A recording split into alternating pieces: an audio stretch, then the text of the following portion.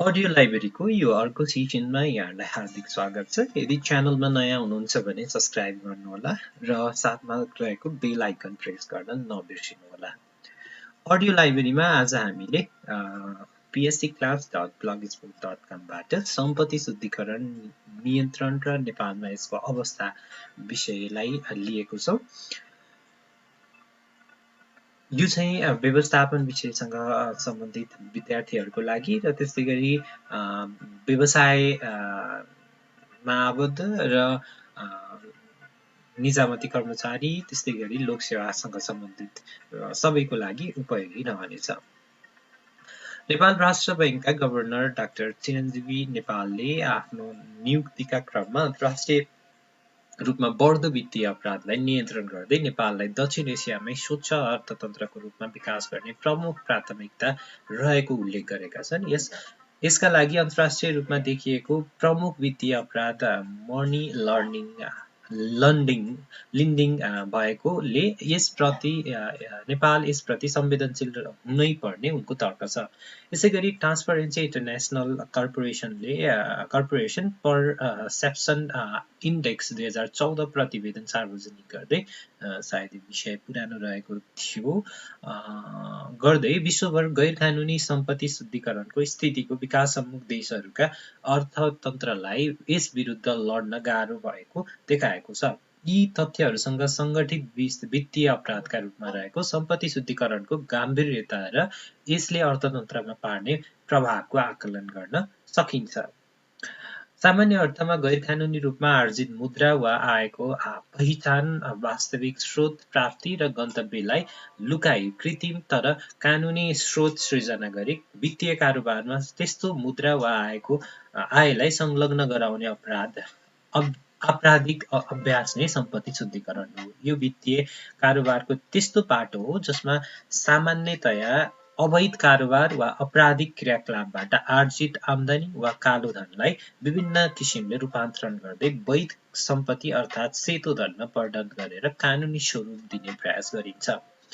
अवैध मुद्रा निर्मलीकरण, धन सफाई, अवैध सम्पत्ति शुद्धिकरण, मनी लन्ड्रिङ आदि विभिन्न नामले चिनिने र सीमाविहीन अपराध, श्वेत ग्रेभी अपराध, अपराध पछिको अपराध, वित्तीय कारोबार सम्बन्धी अपराध समेत भनिने यो अपराध सङ्गठित अपराधको स्वरूप हो। सम्पत्ति शुद्धिकरणका स्रोत अथवा अवैध सम्पत्ति आर्जनका सम्भाव्य स्रोतहरू विभिन्न हुन सक्छन्।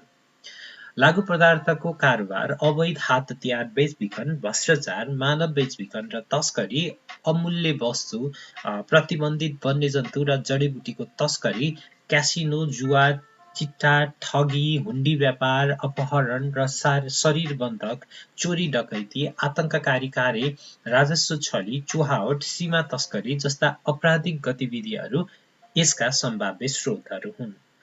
अवैध कारोबार वा आपराधिक क्रियाकलापबाट कमाएको सम्पत्ति आतंककारी क्रियाकलापमा लगानी हुन थालेको पाइएपछि सम्पत्ति शुद्धिकरण नियन्त्रण ग्लोबल थ्रेडको रूपमा अन्तर्राष्ट्रिय चासो र चिन्ताको मुद्दा बनेको छ। नेपाल बनेको छ। ठूलो नेटवर्क भएको सङ्गठित अपराध भएकाले यसका विरुद्ध विश्व बैंक, अन्तर्राष्ट्रिय मुद्रा कोष, financial action task force FTF जस्ता अन्तर्राष्ट्रिय आर्थिक सङ्गठनहरू क्रियाशील छन्। FTFले सम्पत्ति शुद्धिकरण र आतंकवाद बीच प्रत्यक्ष सम्बन्ध भएकाले यसको नियन्त्रणका लागि प्रत्येक राष्ट्रले संस्थागत व्यवस्थापकीय र कानुनी उपायहरू अवलम्बन गर्नुपर्ने औल्याएको छ। यसका लागि देशगत रूपमा कानुन तर्जुमा गर्ने, यो अपराधलाई दण्डनीय बनाउने क्षमता विकास गर्ने, यस सम्बन्धी सूचना आदान प्रदान गर्नुपर्ने लगायत विभिन्न 40 वटा सुझावहरू र 9 वटा विशेष सिफारिसहरू समेत FTFले गरेको छ।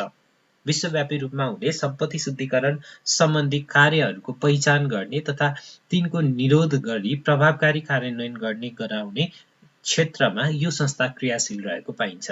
यसैगरी सम्पत्ति शुद्धिकरण निवारणका क्षेत्रमा कार्य गर्नका लागि विभिन्न क्षेत्रीय संस्थाहरू समेत क्रियाशील छन्, जसमा नेपाल लगायत एसिया प्रशान्त क्षेत्रका विभिन्न 41 सदस्य राष्ट्रहरू आबद्ध Asia Pacific group on money laundering एजिपी यस क्षेत्रमा रहेको छ। यसले सदस्य राष्ट्रहरूको बीचमा शुद्धिकरण निवारण सम्बन्धी सूचना सम्प्रेषण गर्ने, सहयोगको आदान प्रदान गर्ने र मानव संसाधन विकास गर्ने कार्यमा सघाउ पुर्याउँछ। साथै सदस्य राष्ट्रको सम्पत्ति शुद्धिकरण तथा आतंकवादी क्रियाकलापमा वित्तीय लगानी निवारण सम्बन्धमा भएको कार्यहरूको सामूहिक समीक्षा गरी सुधारका लागि सुझावहरू समेत प्रस्तुत गर्दछ। विश्वमा वार्षिक रूपमा विभिन्न सङ्गठित अपराधहरूको माध्यमबाट कति मुद्रा आर्जन हुन्छ र त्यसको कति हिस्सा शुद्धिकरण गरिन्छ भन्ने एकिन तथ्याङ्क प्रकाशनमा नआउने वा आउन सम्भव नहुने भए तापनि संयुक्त राष्ट्र सङ्घबाट सन् 2009 मा गरिएको एक अध्ययन अनुसार उक्त वर्ष विश्वको जीडीपीमा वार्षिक 2.7% हिस्सा यस किसिमबाट शुद्धिकरण भएको मुद्राले ओगटेको देखिएको छ। सम्पत्ति शुद्धिकरणबाट नेपाल देशको वित्तीय क्षेत्रमा अत्यन्त नकारात्मक प्रभाव पार्छ। जुनसुकै देशको यस किसिमको वित्तीय अपराधको असर नेपाल जस्तो कमजोर र सानो अर्थतन्त्र भएको मुलुकमा तुरुन्तै पर्न सक्ने अवस्था रहन्छ। सम्पत्ति शुद्धिकरणका कारण विनिमय दर अस्थिर हुने, विदेशी विनिमयको दुरुपयोगलाई बढाउने, पुँजी पलायन हुने, अवैध आम्दानीले बैंक तथा वित्तीय संस्थाहरूमा प्रवेश पाउने, अर्थतन्त्रमा अस्थायित्व र पूर्वानुमान गर्न नसकिने वातावरणको सिर्जना गर्ने जस्ता नकारात्मक असरहरू पर्दछन्। यसका साथै यसबाट वित्तीय स्थायित्वलाई नष्ट गर्ने, व्यापार घाटा बढाउने, लोकतान्त्रिक संस्थाहरूलाई प्रभावित गर्न सहयोग गर्ने, राजनीतिलाई अपराधीकरण गर्ने, अपराध र अपराधी शक्तिशाली बन्ने अवस्थाको सिर्जना हुन्छ। वित्तीय क्षेत्रको नियमन, सुपरिवेक्षण र कानुनको पालना गर्ने गराउने सन्दर्भमा समेत यसले प्रतिकूल असर पुर्याउँदछ। सम्पत्ति शुद्धिकरणको अपराध बढ्दै गएमा राज्य नै सम्पत्ति शुद्धिकरण गर्ने अपराधीहरूको देशका रूपमा अन्तर्राष्ट्रिय जगतमा आरोपित भई नागरिकहरूले देश बाहिर अपमान सहनु पर्ने र राष्ट्रिय सम्मानमा आघात पुग्न सक्ने खालको स्थिति समेत निम्तिन सक्छ। नेपालले सम्पत्ति शुद्धिकरण अपराधको नियन्त्रणका लागि विभिन्न व्यवस्थाहरू गरेको छ। यस सम्बन्धी विषयमा अनुसन्धान तहकिकात गर्न, अन्तर्राष्ट्रिय सम्बन्ध कायम गर्न र क्षमता अभिवृद्धिका लागि सम्पत्ति शुद्धिकरण अनुसन्धान विभागको गठन भएको छ र सम्पत्ति शुद्धिकरण ऐन 2064 र नियमावली 2066 कार्यान्वयनमा ल्याइएको छ। नेपाल सरकारले यस सम्बन्धमा नीतिगत सुझाव दिन, अन्तर्निकाय समन्वय गर्न अर्थ सचिवको संयोजकत्वमा एक राष्ट्रिय समन्वय समिति क्रियाशील छ। समितिको मातहतमा यसलाई सहयोग पुर्याउने उद्देश्यले नेपाल राष्ट्र बैंकका डेपुटी गभर्नरको संयोजकत्वमा कार्यान्वयन समिति समेत रहने व्यवस्था छ।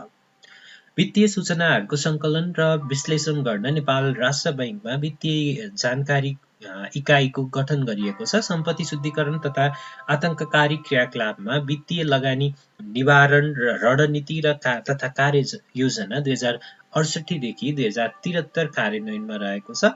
यस प्रकार कानुनी, संस्थागत र कार्यविधिगत प्रबन्धहरू गरेको भए तापनि मुलुकमा व्याप्त राजनीतिक अस्थिरताका कारण देशले यस सम्बन्धी अन्तर्राष्ट्रिय प्रतिबद्धता पूरा गर्न नसकी बारम्बार एफएटिएफको कालो सूचीमा पर्न सक्ने खतरा मोल्दै आइरहेको छ।